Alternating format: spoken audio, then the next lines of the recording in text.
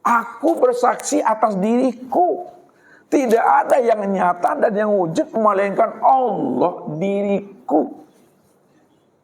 Karena aku cuma yang tunggal, awal, akhir, zahir, batin. Wa ashadu anna. Aku juga bersaksi atas diriku. Kata siapa tuh? Kata Allah tuh. Aku juga bersaksi atas diriku bahwa Muhammad itu wujud diriku. Muhammad itu wujud diriku. Berarti apa? Allah lah yang bercermin, Allah lah yang melihat, Allah lah yang bersaksi atas dirinya sendiri, Allah lah yang melihat dirinya sendiri, Allah yang memandang dirinya sendiri. Tidak ada di siapa-siapa yang dipandang netiliknya. Kalau Allah yang sudah memandang bersaksi atas dirinya sendiri, mana yang Allah dan Muhammad itu pada diri insan ini yang mana? Payah Bapak Ibu mencari Bapak Ibu ya. Mana yang Allah dan Muhammad pada diri insan itu Bapak Ibu? Allah dan Muhammad pada diri insan itu sebenarnya pada diri insan itu, itulah yang dikatakan tubuh inilah yang disebut namanya dengan Muhammad tuh. Sedangkan ruh itu yang disebut namanya dengan Allah. Itu maksudnya Allahu ruhun wa Muhammadun jasadun.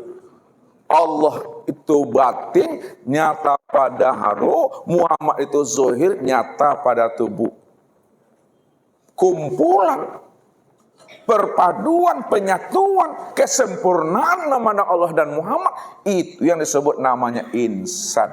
Siapa yang sudah mengenal dirinya, tempat memandang nyatanya Allah dan Muhammad, disebutlah namanya insan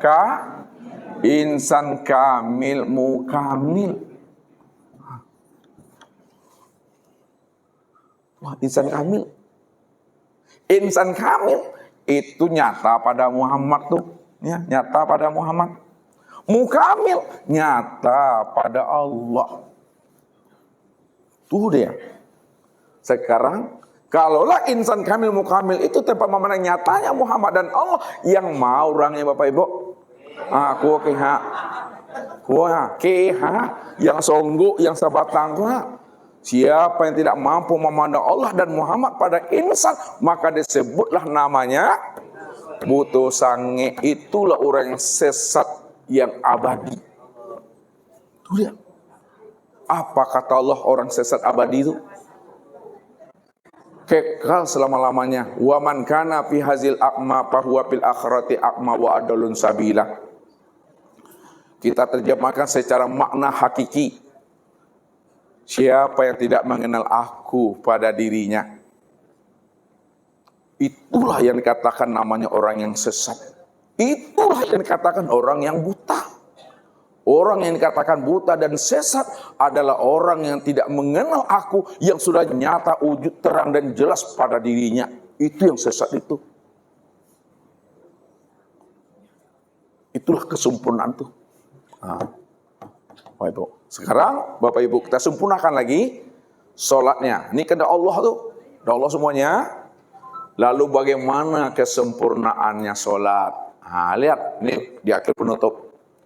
Kesempurnaan sholat Bapak Ibu ini. Sempurnanya sholat kita setelah kita mengenal akan Allah, maka zahirkanlah dia, ya, zahirkan dia dalam 4 makom ilmu. Zahirkan dia dalam 4 makom ilmu. Yang pertama adalah ilmu syari. Itu disebut ilmu apa? Ilmu fikih. Yang kedua ilmu tarekat, yaitu ilmu tasawuf. Yang ketiga ilmu hakikat, yaitu ilmu tauhid. Yang terakhir adalah ma'rifat, yaitu ilmu hikmah. Lihat. Kalau sudah sempurna syahadat kita dan sempurna penyaksian kita itu yaitu Allah, syahadat nih, barulah ada perintah sholat tuh. Ada perintah sholat, syahadat baru sholat. Sholat yang Bapak Ibu lakukan itu betul-betul sholat yang sudah sempurna, sholat yang sudah daimun, sholat yang sudah sampai, sholat yang sudah usul.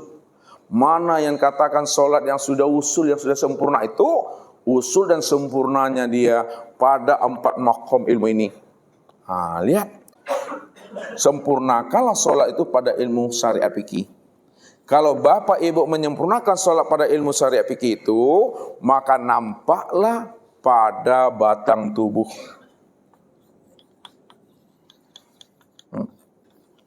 Nampak pada batang tubuh. Kenapa nampak pada batang tubuh? Karena batang tubuh itulah zohirnya akan fi'il Allah. Zohirnya akan fi'il Allah tuh. Apa tuh fi'il? Perbuatan itu. Ya. Makanya kalau sudah nyata fi'il Allah itu pada batang tubuh, dari batang tubuh inilah munculnya perbuatan. Ya, kalau sudah nyata fi'il Allah pada batang tubuh ini, dari batang tubuh inilah munculnya perbuatan. Dari perbuatan itulah zahir namanya gerakan. Dari mana datangnya gerak Bapak Ibu? Datangnya gerak itu nampak dari perbuatan. Dari mana terjadinya perbuatan? Itu pada batang tubuh. Batang tubuh itulah sebenarnya fiilnya Allah tuh. Itulah maknanya. Kif ya Muhammad ana rabbaka usolli. Itu dia. Berhentilah engkau hai Muhammad yang mengatakan engkau yang berdiri ruku, i'tidal, sujud dan duduk. Ana rabbaka usolli. Aku Rabbmu yang berdiri, ruku, i'tidal dan sujud itu. Ini maknanya tuh. Berdiri tegak betul tuh, itu yang sebenarnya. Berdiri ini namanya berdiri Bapak Ibu. Yang tegak betul tuh, itu itikad hati, itu hakikat. Siapa sebenarnya yang berdiri itu? Yang sebenarnya berdiri itu aku yang bernama Allah. Innani anallah. Itu perbuatan aku pada dirimu kata Allah. Itu maksudnya. Nampak perbuatan Allah itu. Itu sempurnanya itu Bapak Ibu. Kemudian kalau sudah sempurna fiilnya Allah pada batang tubuh, maka sempurnakan pula lah ilmunya. Ilmunya itu sempurna di dalam ilmu fikih itu. Sempurnanya di dalam ilmu fikih. Di dalam ilmu fikih itu sempurnanya itu di dalam rukun sholat. Rukun sholat ada berapa? Rukun sholat 13 ya. Rukun 13 ini rukun sholat. Rukun sholat yang 13 itu dibagi dia kepada 3. Apa tuh? Qalbi, qauli, dan fi'li. Qalbi ada berapa? 2. Qauli 5. Fi'li berapa kurangnya lagi itu? 6. Itu tuh. 2, 5, 6 berapa jumlahnya? 13 tuh. Rukun qalbi ini yang mana Bapak Ibu? Yang 2 tuh. Rukun qalbi 2 tuh, yang mana tuh rukun qalbi yang 2? Niat tuh. Niat. Mana yang dikatakan niat? Di mana letaknya niat? Yang dikatakan niat itu makhotaro bibalika. Apa yang terbetik, apa yang terlintas di dalam hatimu itulah namanya niat. Berarti niat itu tidak ada suaranya. Niat itu tidak ada huruf dan lafaznya. Disitulah rahasianya suara hati tidak berhuruf dan tidak bersuara, tidak berlafaz. Walaupun dalam penyebutannya suara hati, namun suara hati itu hakikatnya tidak ada huruf lafaz dan suaranya. Lalu kalau tidak ada lafaz dan suaranya, kenapa dipakaikan usolli? Usolli fardhu zuhri. Itu apakah niat atau itu lafaz niat? Itu lafaz niat. Dikatakan lafaz niat karena disuarakan, dibunyikan. Sementara apa yang dilafazkan itu terbitnya dari mulut atau terbitnya dari dalam hati ini? Dari dalam hati inilah. Kata yang terlontar di lisan itu sebenarnya terbitnya dari hati. Itu maknanya lisan ini dia berimam kepada hati. Itu maknanya tuh. Sedangkan hati itulah yang dikatakan Baitullah. Apa itu artinya? Rumah Allah. Qalbul mukmin Baitullah. Hatinya orang-orang beriman itu Baitullah. Makanya siapa ingin mencari dan menemui Allah, cari dan temuilah Allah itu ke dalam rumahnya. Rumahnya itulah qalbu itu dia. Kalaulah rumahnya itu qalbu dan kita telah temui di situ Allah, maka niat yang Bapak Ibu katakan itu secara ilmu itu yang disebut namanya niat kamaliyah. Niat kamaliyah. Kamaliyah artinya sempurna. Siapa yang sempurna tuh? Yang sempurna Allah. Kalau Allah yang sempurna, maka siapa yang berniat itu, yang mengatakan usolli itu? Allah. Itu dia sebut niat kamaliyah itu. Ya, mau di sini jatuhnya, mau di mana-mana bingung Bapak Ibu, langsung aja la usolli fardhu zuhri arba rakaat ma'muman mustaqbilal qiblati adalillah ta'ala Allahu akbar. Kamaliyah sempurna itu dah. Yang kedua apa? Yang kedua apa? Tertib. Itu dia. Kemudian rukun kauli. Kauli itu apa arti Bapak Ibu? Kauli itu perkataan. Yang pertama apa? Takbir. Yang kedua Fatihah. 3 apa? Syahadat. 4 salawat. 5 salam. Itu kauli yang diucapkan. Kemudian fi'li. Mana fi'li? Fi'li ada 6 tadi. Pertama, berdiri. Berdiri tegak betul. Yang kedua, ruku. 3, i'tidal. 4, sujud.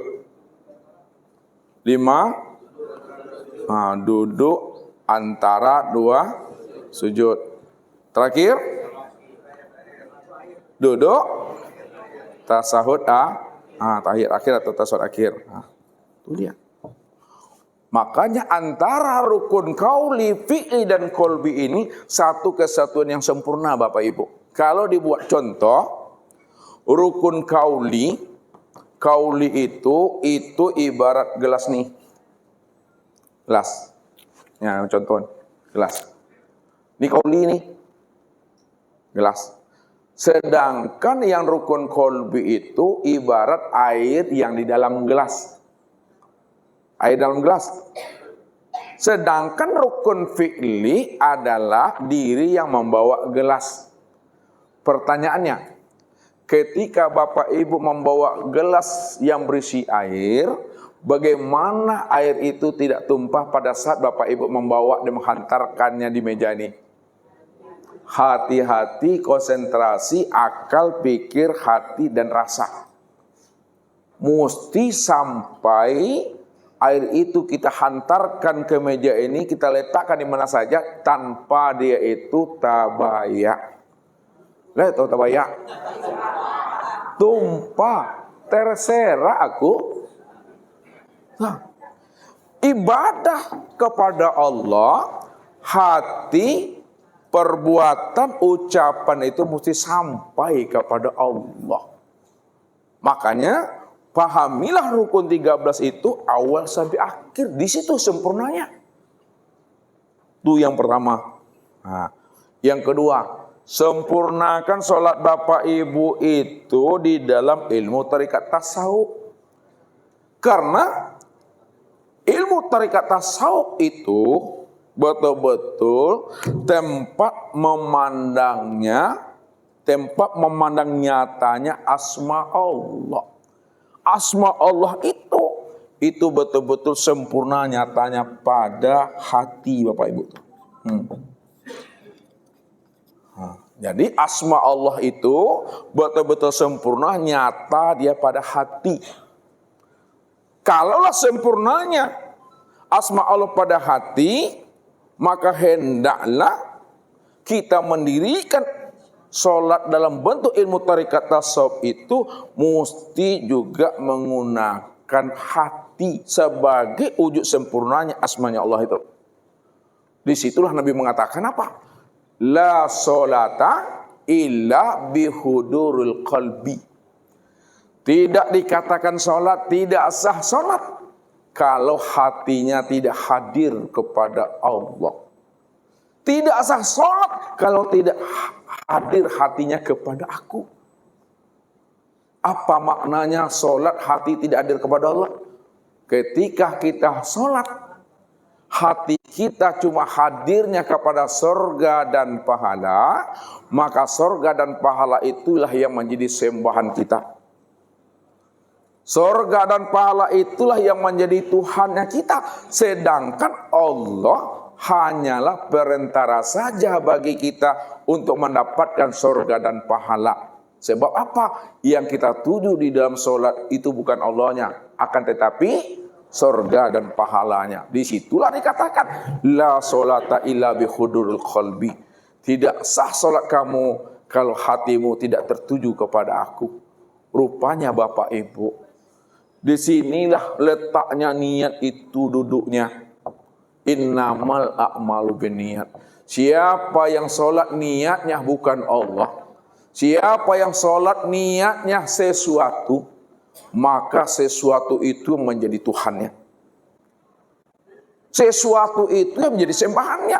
Sedangkan Allah bagi dirinya untuk mendapatkan sesuatu itu. Kalaulah Allah itu bagi dirinya untuk mendapatkan sesuatu, itu maknanya Allah itu dijadikannya hanyalah sebagai perantara.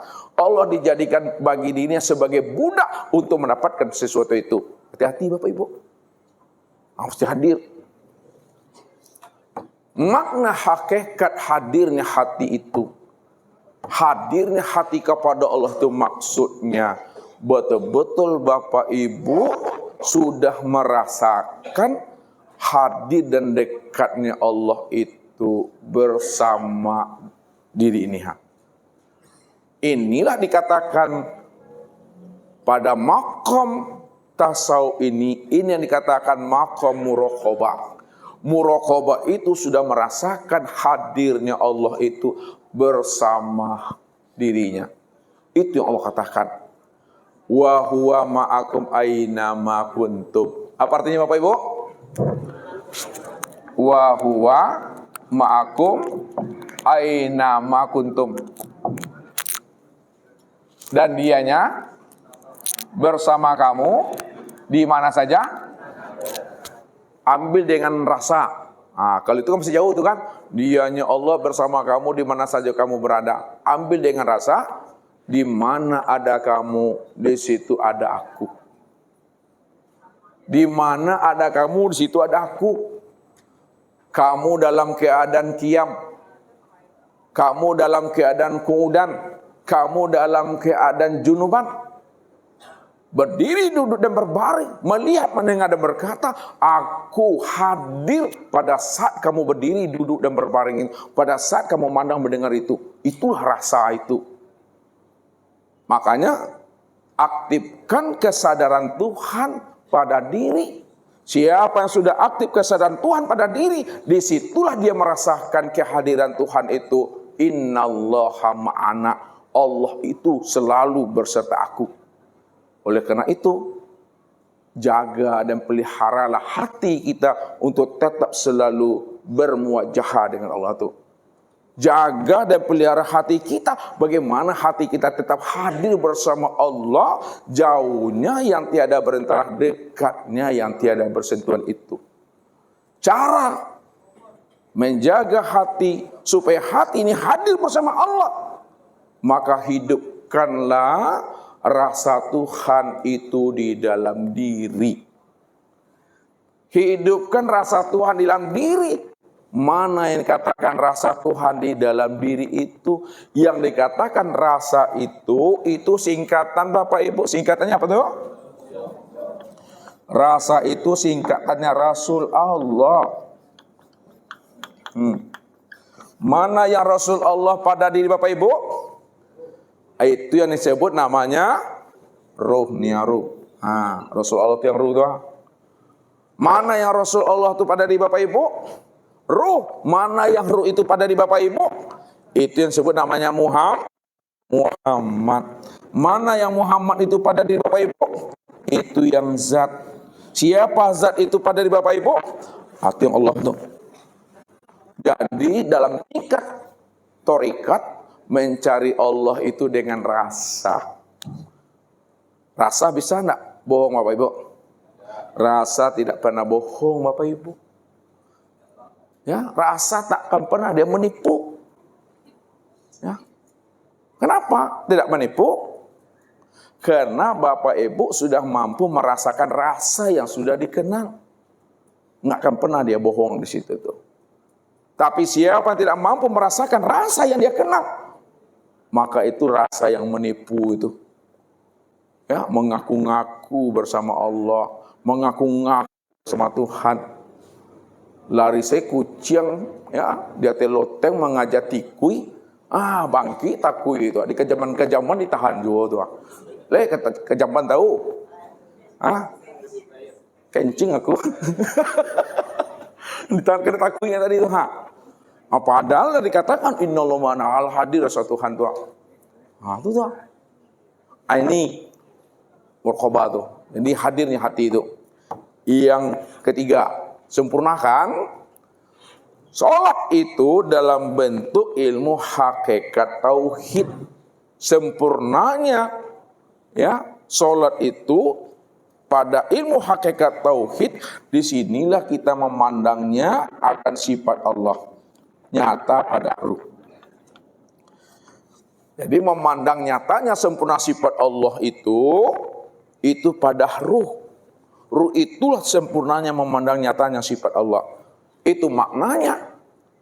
Duduk pada makom tauhid di mana Bapak Ibu sudah menyaksikan Allah yang kita sembah itu. Sudah melihat Allah yang kita imani itu. Sudah melihat Allah yang kita ibadati itu. Siapa yang tidak melihat Allah yang diimaninya? Siapa yang tidak melihat Allah yang dia sembah? La tasihul ibadah illa bima'rifatil ma'bud. Tidak sah solat kalau dia tidak mengenal yang dia sembah. Puncak mengenal apa tadi? Puncak mengenal apa? Menyaksikan. Puncak menyaksikan apa? Bermuajahah tuh. Bertatap tuh. Itu maksudnya. Bagaimana Bapak Ibu menyaksikan Allah itu? Saksikanlah Allah itu pada diri sendiri. Itu yang dikatakan menyaksikan Allah itu pada maqam Sidratul Muntaha. Di mana Rasulullah melihat Allah Bapak Ibu? Di bumi atau di langit?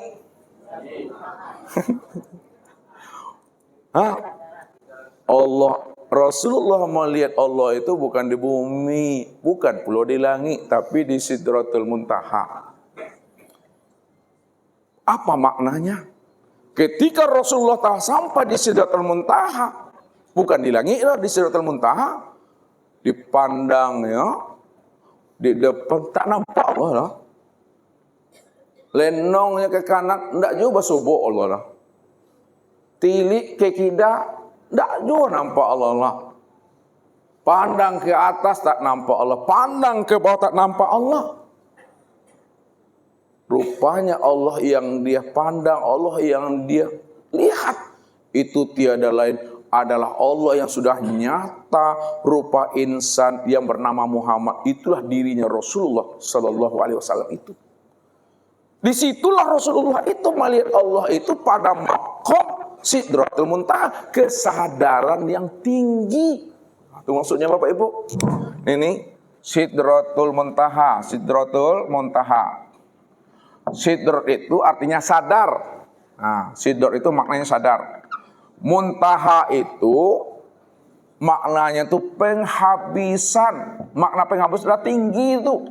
Rupanya Rasulullah melihat Allah pada tingkat kesadaran yang tinggi. Kesadaran penghabisan. Itu tiada lain, sempurnalah Rasulullah itu pada kesadaran melihat Allah pada diri sendiri. Makanya sahabat pernah bertanya kepada Rasulullah, "Ya Rasulullah, siapa sebenarnya rahasia dirimu ya Rasulullah? Beritahulah aku." Apa kata Rasulullah? "Kalau engkau ingin mengenal rahasia aku, ketahui, simak elok-elok," kata Rasulullah. "Ana Ahmad bilal min." Ana Ahmad bilal min. Aku ini Ahmad, tidak ada huruf mimnya. Kalau Ahmad tidak ada huruf mimnya, apa jadinya Bapak Ibu? Ahad. Ahad ini apa artinya? Esa. Esa apa artinya? Tunggal. Tunggal apa maknanya? Hah? Tunggal mana belum murni? Tunggal tidak ada duanya. Apa maknanya tunggal tidak ada duanya? Hanya dia satu-satu. Hanya dia satu-satunya. Kalau hanya dia satu-satunya, maka nyatanya Allah yang Esa Tunggal yang satu-satunya itu nyatalah pada insan. Insan itu yang bernama Nabi Muhammad SAW itu. Kata Rasul, ini lihat.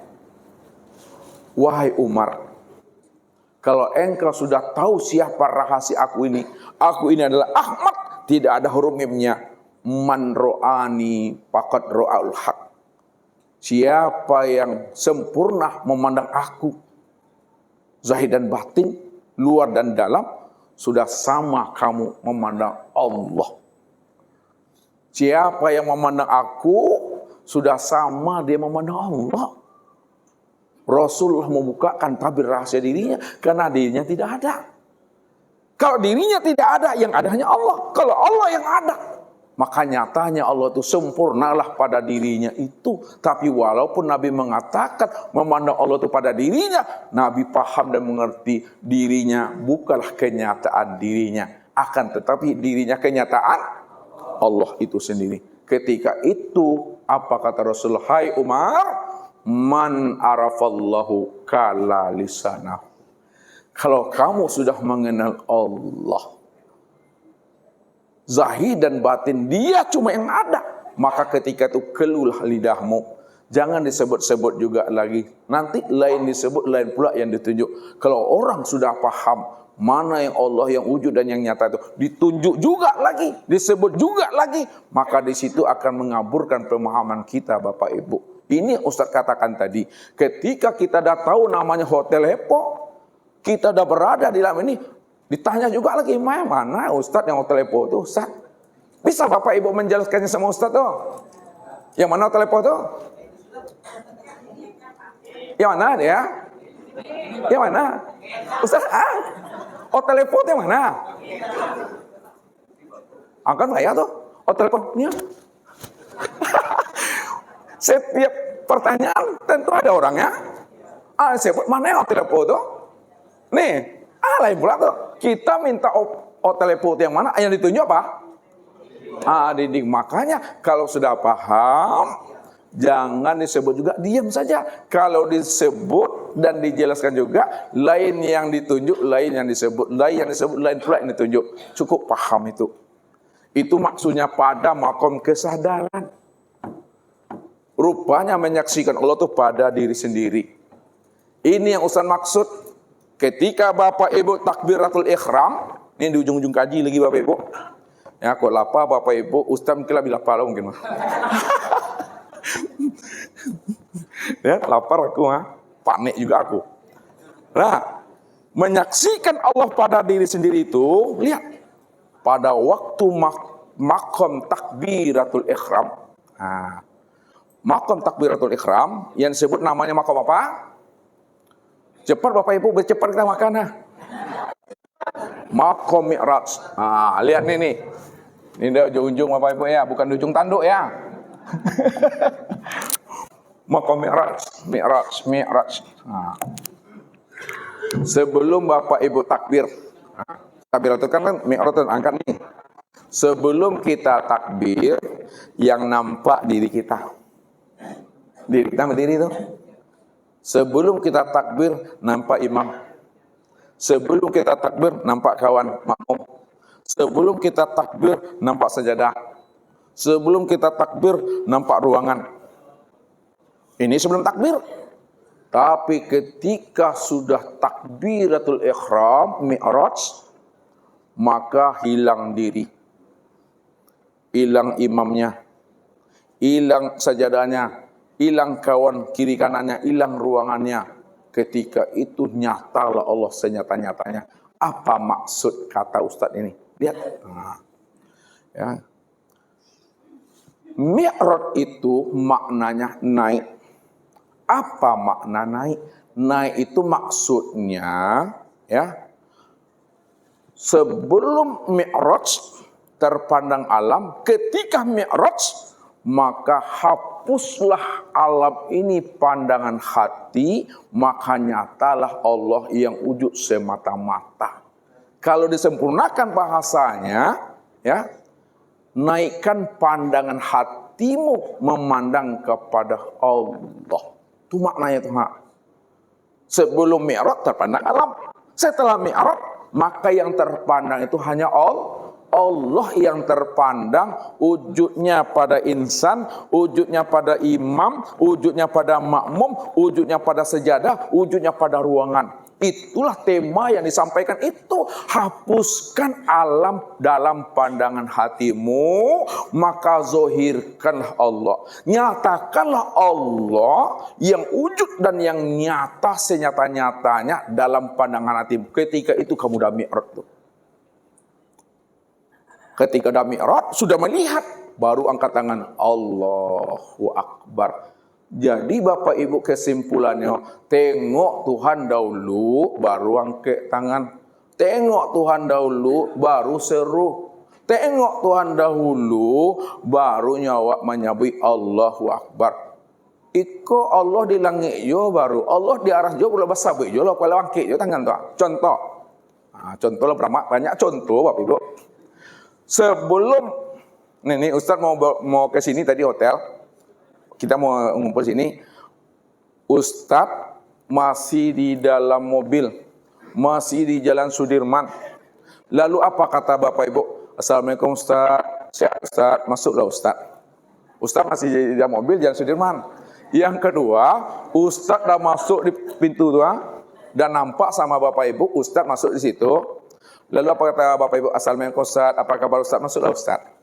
Dari dua pernyataan ini, mana yang lebih benar dan paling tepat? Bapak Ibu mengucapkan Assalamualaikum, apa kabar Ustaz? Masuklah Ustaz. Ketika Bapak Ibu belum melihat Ustaz, atau ketika Bapak Ibu sudah melihat Ustaz? Sudah melihat Ustaz. Kalau ada orang, ya, mengatakan masuklah Ustaz, padahal Ustaz masih dalam motor aja baru tuh, itu kuah sewai Ustaz, ya. Maknanya apa? Baru kita takbir, baru kita katakan Allahu Akbar setelah kita menyaksikan Allah rupa insan sempurna pada di sini. Wallahu nafsin wa ana nafsul wujudahu. Allah tuh diriku inilah wujudnya Allah itu. Allah yang mengatakan, Allah itu ya diriku sendirilah nyatanya Allah itu. Dirimu nggak ada.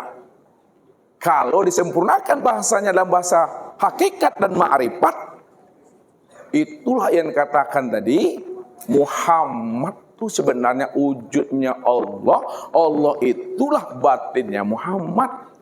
Bahasa kiasnya, Muhammad itu ganti diriku. Muhammad itu ganti diriku. Aku juga sebenarnya Muhammad itu. Kalau Bapak Ibu tidak percaya, kita buktikan lagi. Pardi, sini Pardi.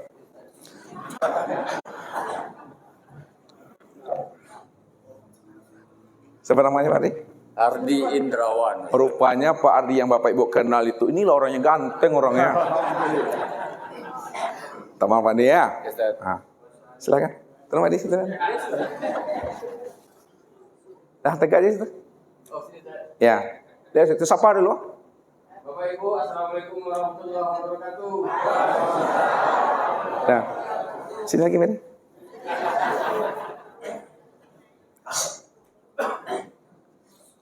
Silakan Bapak aja.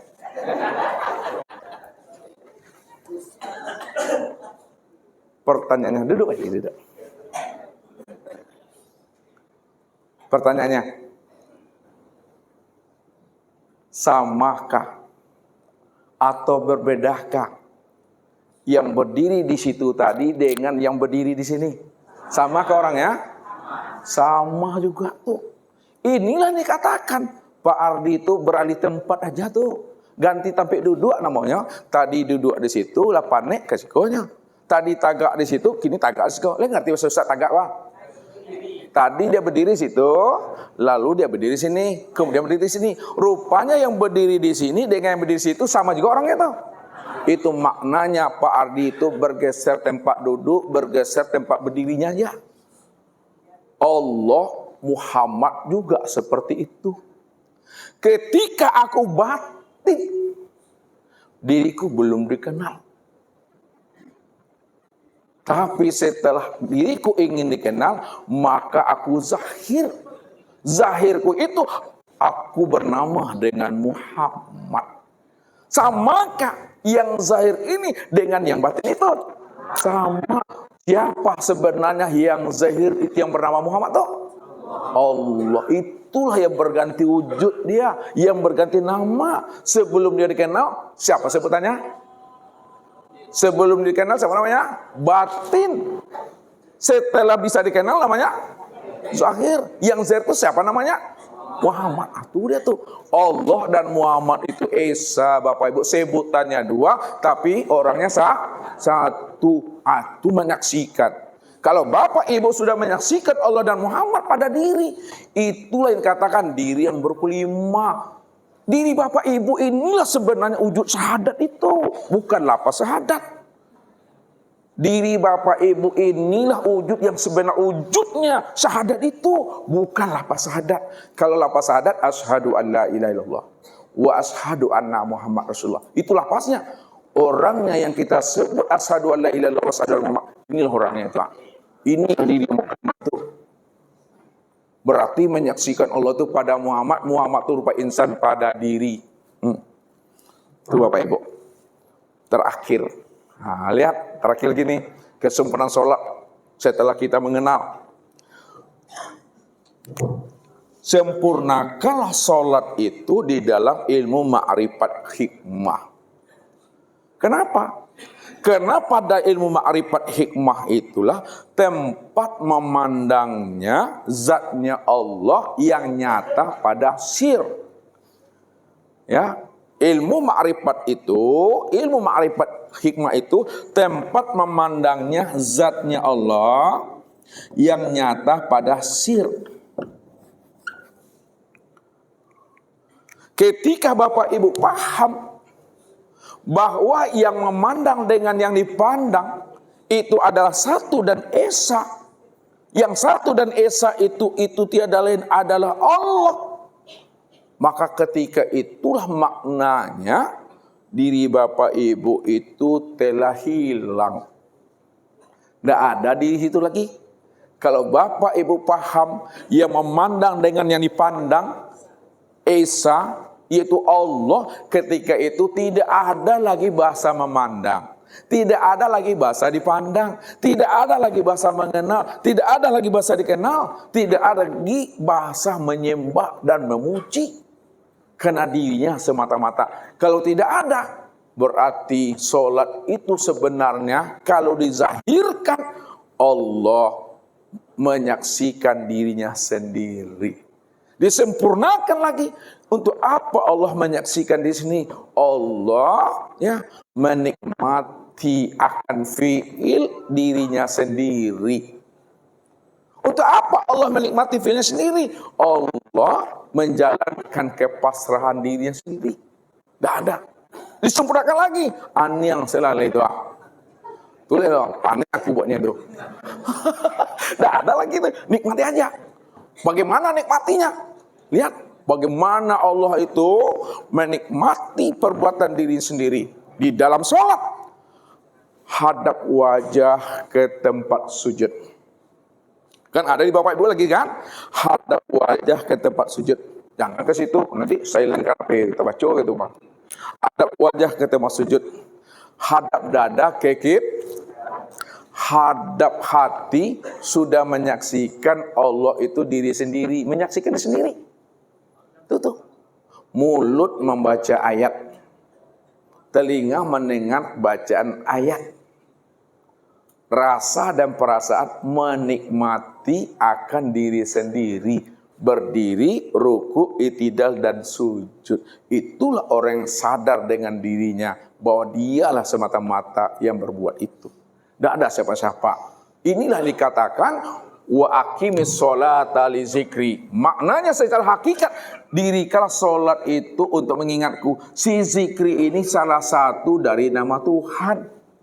Kalaulah zikri itu salah satu dari nama Tuhan, nama Allah, maka si zikri inilah yang sholat. Akulah si zikri yang mendirikan sholat itu sendiri. Itu maknanya. Si zikri itu yang mendirikan sholat itu. Zikri itu Allah. Atuh sempurnanya Bapak Ibu. Ketika itu Bapak Ibu, sholat Bapak Ibu itu sudah sempurna, zahir dan batin. Ya, nampak syariatnya, nampak torikatnya, nampak hakikatnya, nampak ma'rifatnya. Kesimpulan kaji, Ustaz bertanya sama Bapak Ibu, paham atau tidak ini? Kalau memang betul-betul Allah yang wujud, Allah yang ada, Dia yang berdiri, Dia yang ruku, Dia yang sujud, Dia yang duduk, Dia yang salam. Pertanyaannya, siapa yang bersyariat? Allah. Kalau memang Allah yang bersyariat, kemana tempat memandang nyatanya syariat Allah itu? Pada tubuh. Siapa yang berterikat? Di mana tempat memandang tarikatnya Allah itu? Pada diri, pada hati. Siapa yang berhakikat? Di mana tempat memandang hakikat Allah pada diri? Siapa yang bermakrifat?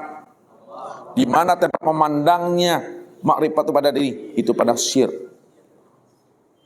Ketika Bapak Ibu sudah paham yang bersyariat itu Allah, yang berterikat itu adalah Allah, yang berhakikat itu adalah Allah, yang bermakrifat itu adalah Allah, maka dikatakanlah wujudullah. Allah yang wujud itu yang sebenar-benarnya, yang berdiri tegak betul yang sesungguhnya itu. Mungkin itu saja Bapak Ibu yang dimuliakan Allah. Nggak boleh tanya jawab Bapak Ibu, aku udah panik. Billahi taufiq wal hidayah. Assalamualaikum warahmatullahi wabarakatuh.